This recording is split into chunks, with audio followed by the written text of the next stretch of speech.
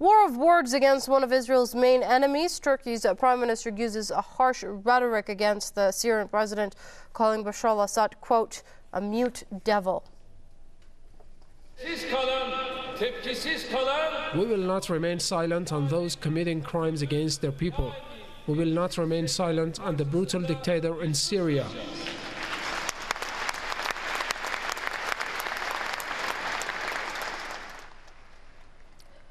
Well, Recep Tayyip Erdogan was speaking at a government communications forum in the United Arab Emirates. Erdogan urged world leaders to denounce what he called attacks on civilians by the Syrian government. The comments came just hours before U.S. Secretary of State John Kerry is scheduled to begin his first official overseas trip. Kerry is expected to talk with NATO allies, including Turkey, on Syria. The Syrian crisis began in March 2011 and has so far killed a large number of civilians and security forces. The Syrian government says the chaos is being orchestrated from outside the country and that Turkey plays a major role in it.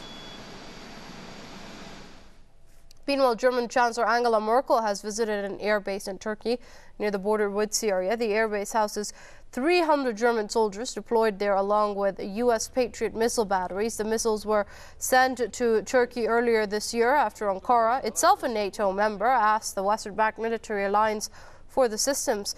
Merkel's visit is expected to last 2 days and comes one day after Germany said the missiles are a clear warning to Damascus.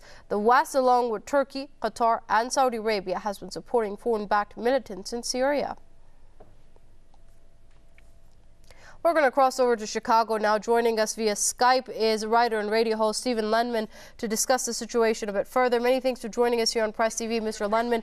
Now, taking a look at the recent uptake in the rhetoric with regards to what Erdogan had to say, calling Bashar al-Assad, quote, a mute devil, and then, of course, German Chancellor Angela Merkel's recent visit to Turkey. Do you think this is sort of an act of desperation on the part of the West and its allies, considering things aren't going exactly the way they had planned as far as Syria goes?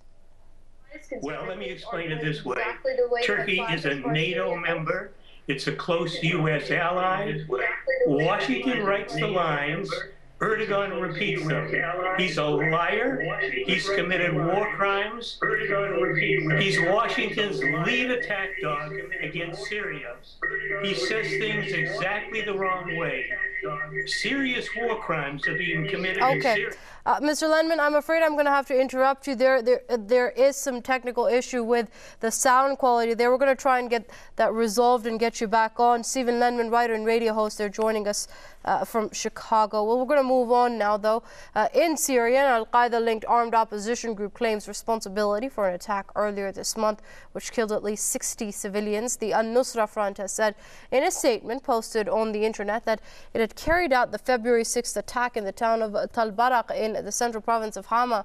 In that attack, one of the insurgents drove an explosive-laden bus toward workers outside the factory. Al-Nusra Front is among several foreign-backed militant groups fighting the Syrian government, but only this group has been listed as a terrorist organization by the United States.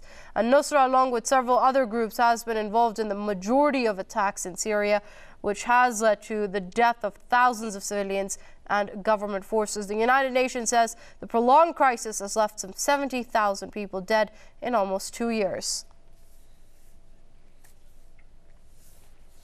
All right, we've gotten Stephen Lendman back on the line with us via Skype. He's a writer and radio host, joining us there from Chicago. Many thanks for joining us here on Press TV, Mr. Lendman. Hopefully the technical issues have been sorted out. You were commenting earlier on Erdogan's recent comments regarding Bashar al-Assad. Please continue.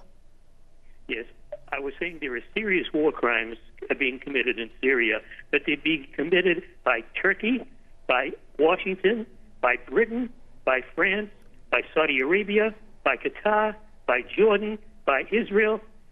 They're being committed not by Assad, they're being committed against Assad, against the Syrian people. I have said on Press TV before, I've said in other interviews, I've said in my own writing, if I was the leader of Syria, I would be doing exactly the same thing that Assad is doing.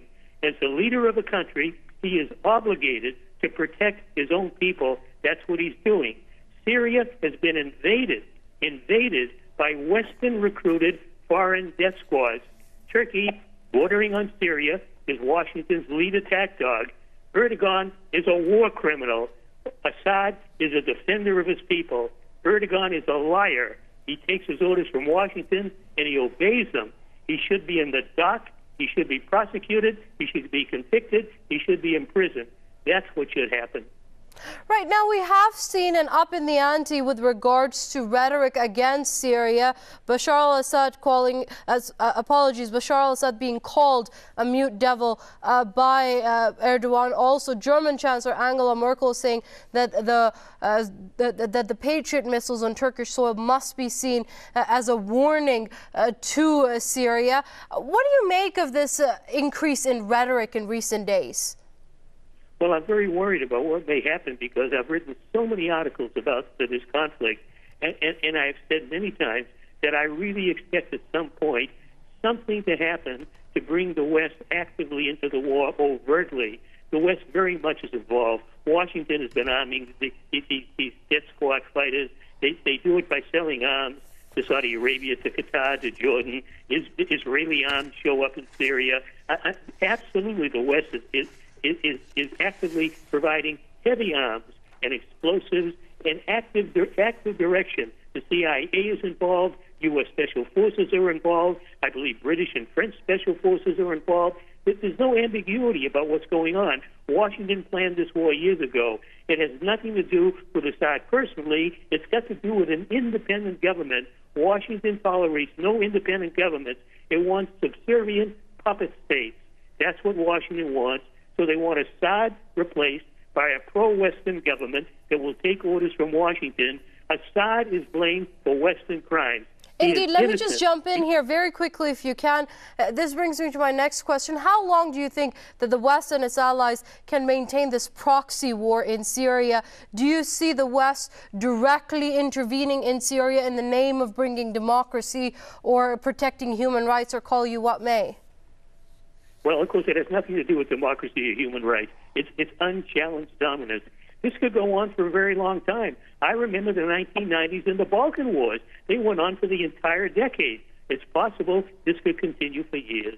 And how many more Syrians will die? Nobody knows what the number is. It is many, and many are dying every day. These are crimes on the doorstep of Washington. Make no mistake.